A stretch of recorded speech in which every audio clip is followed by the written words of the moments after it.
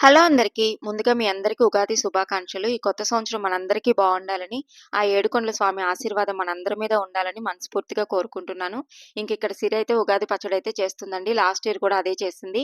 ఈ ఇయర్ కూడా అదే చేసిందనమాట. ఇంక ఉగాది పచ్చడి చేయడం అయిపోయిన తర్వాత ముగ్గురం కూర్చొని పూజ అయితే చేసుకున్నాము.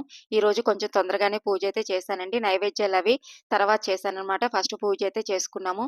ఈరోజు మా హస్బెండ్‌కి లీవ్ లేదండి. 9 కల్లా కొండకైతే వెళ్ళాలనమాట. చాలా హడావిడి అయితే చేశారు. పొద్దున్నే టైం అయిపోతుందని.